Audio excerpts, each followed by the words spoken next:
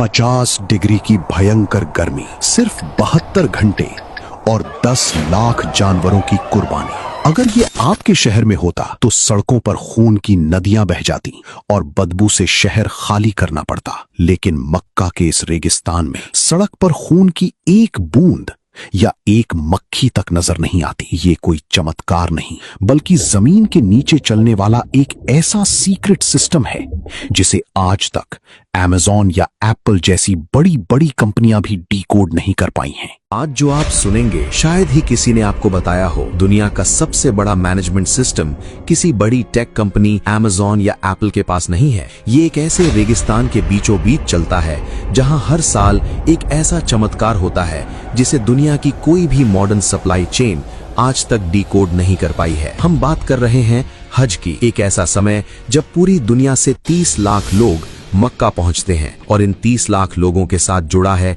एक ऐसा secret operation जो सिर्फ और सिर्फ 72 घंटों के लिए एक्टिवेट होता है। लेकिन ये सिर्फ शुरुआत है, असली चौंकाने वाला हिस्सा तो अभी आने वाला है। अपने दिमाग में जरा एक कैलकुलेशन कीजिए, अगर आपके शहर में 10,000 जानवरों की कुर्बानी हो तो सड़कों का क्या हाल होगा। गंदगी, बदबू और बीमारियों का डर। अब सोचिए, एक ऐसी जगह जहां गर्मी 50 डिग्री सेल्सियस तक पहुंच जाती है और वहां सिर्फ 3 दिन के अंदर 10 लाख से ज्यादा जानवरों की कुर्बानी होती है। और हैरानी की बात यह है कि वहां एक मक्खी भी नहीं भिनभिनाती, खून की एक बूंद सड़क पर नजर नहीं आती। अगर आपको ये सब मैनेज करना होता तो आप कहां से शुरू करते? शायद आप हार मान लेते और कहते कि ये नामुमकिन है। यही सवाल सलमान के दिमाग में भी था। सलमान, जो भारत का एक टॉप सप्लाई चेन एनालिस्ट है, जब वो पहली बार हज पर गया तो उसे लगा कि यहाँ तो भयंकर अव्यवस्था होगी। उसका लॉजिक कहता था कि 10 लाख जानवरों का मांस एक ही जगह पर एक ही समय में प्रोसेस करना इंसान के बस की बात नहीं है। उसे लगा कि पक्का मांस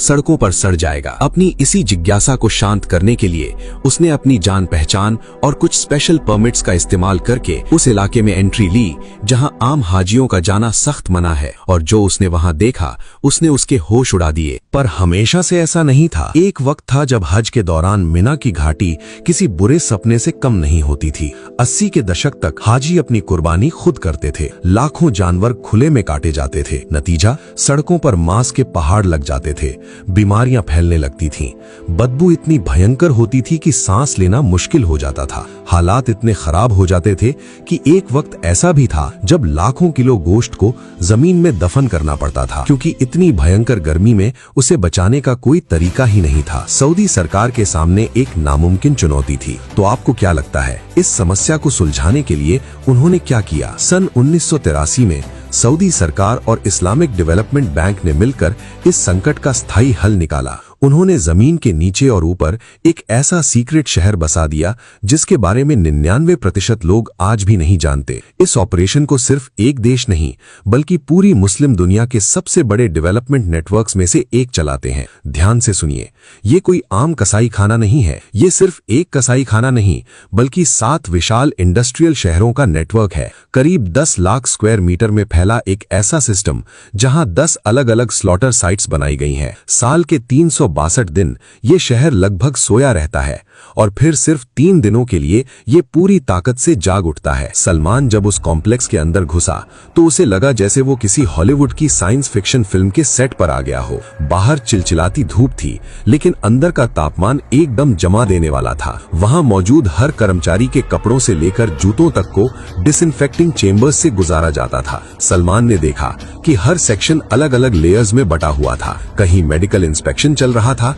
कहीं डिजिटल टैगिंग और कहीं विशाल कन्वेयर बेल्ट्स बिना रुके हजारों जानवरों को आगे बढ़ा रही थी। वहां इस्तेमाल होने वाली कई मशीनें सिर्फ हज के लिए बनाई गई स्पेशल कस्टम इंडस्ट्रियल टेक्नोलॉजी थी। सलमान को ऐसा लग रहा था जैसे वो किसी स्लॉटर हाउस में नहीं बल्कि दुनिया की सबसे एडवांस्ड ऑटोमेटेड फैक्ट्री के अंदर खड़ा हो। इस ऑपरेशन को अंजाम देने के लिए पूरी दुनिया से 40,000 से ज्यादा ट्रेंड कसाई, वेटरनरी डॉक्टर्स और इंजीनियर्स को स्पेशल चार्टर्ड फ्लाइट से मक्का लाया जाता है। हर जानवर के कान में एक डिजिटल टैग लगाया जाता है जिससे उसका पूरा रिकॉर्ड सिस्टम में सेव हो जाता है। यहाँ सिर्फ हेल्थ नहीं बल्कि शरिया के हर नियम को भी मशीनों और विशेषज्ञों की मदद से वेरीफाई किया जाता है। जहाँ एक तरफ जानवरों की मेडिकल स्कैनिंग हो रही थी, वहीं दूसरी तरफ ऑटोमेटेड मशीनें हजारों पैकेट्स को सील कर रही थीं। हर स्लॉटर लाइन के ऊपर विशाल स्टील क्रैक्स लगे हुए थे जिन पर पूरे पूरा प्रोसेस बिना रुके आगे बढ़ता रहता था।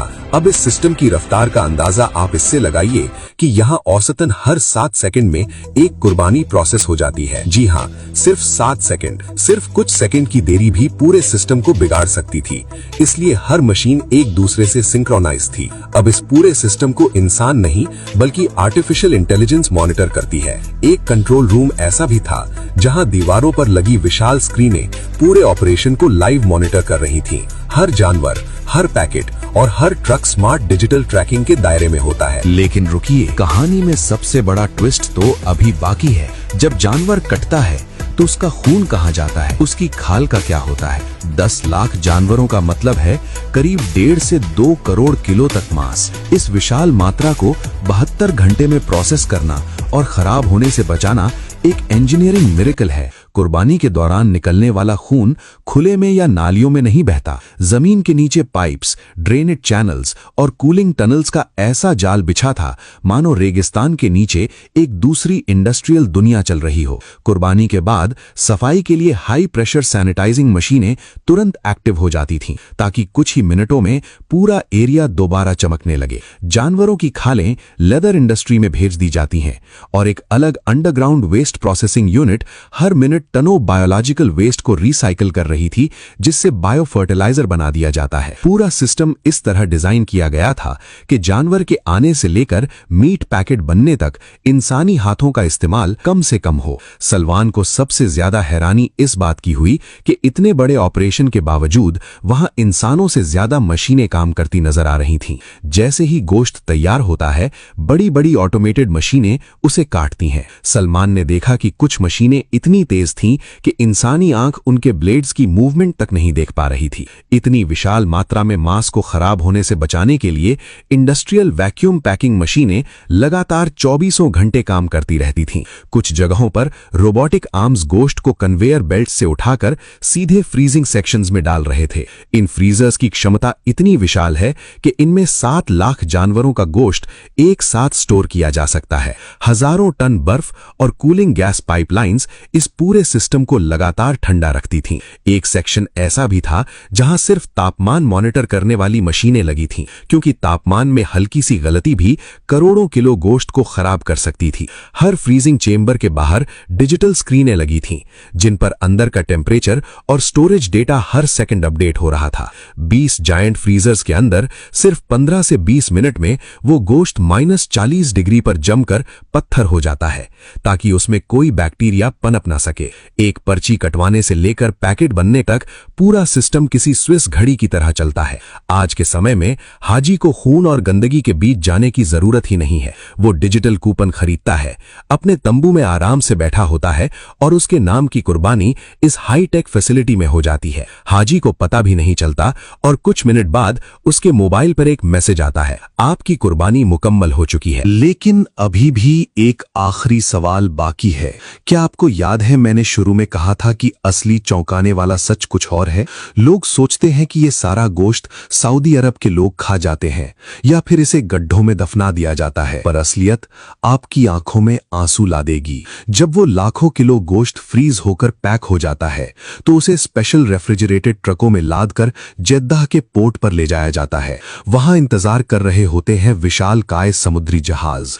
मक्का में की गई कुर्बानी महीनों बाद फिलिस्तीन के किसी रेफ्यूजी कैंप में बैठे बच्चे की भूख मिटाती है। ये गोश्त सीरिया, सूडान, सोमालिया और यहां तक कि बांग्लादेश और अफ्रीकी देशों के गरीब गांवों तक भेजा जाता है। दुनिया भर के 27 से भी ज्यादा देशों में इसे डिस्ट्रीब्यूट किया जाता है। जो इंसान हज पर आया है उसे शायद कभी पता भी नहीं चलता कि उसके द्वारा दिए गए पैसे से हुई कुर्बानी 7 समंदर पार किसी ऐसे परिवार को जिंदा रखे हुए है जिसने महीनों से पेट भर खाना नहीं खाया। ये सिर्फ एक लॉजिस्टिक्स या मैनेजमेंट सिस्टम नहीं है, ये इंसानियत और टेक्नोलॉजी का दुनिया में सबसे बड़ा और सबसे खामोश संगम है। एक ऐसी जगह जहां सदियों पुरानी एक धार्मिक परंपरा को मॉडर्न साइंस ने दुनिया की सबसे बड़ी ग्लोबल चैरिटी में बदल दिया है। एक ऐसी सप्लाई चेन जहां न कोई प्रॉफिट मार्जिन है न कोई मार्केटिंग, बस एक ही मकसद है कि दुनिया के किसी कोने में कोई इंसान भूखा न सोए। अब एक बार फिर से सोचिए, 10 लाख जानवर, हर 7 सेकंड में एक कुर्बानी, 40,000 लोग, 7 विशाल शहर, आर्टिफिशियल इंटेलिजेंस, मशीनें जो पलक झपकते ही अपना काम कर जाती हैं, और 27 देश। क्या आपने कभी इस सीक्रेट मैनेजमेंट सिस्टम के बारे में सपने में भी सोचा था?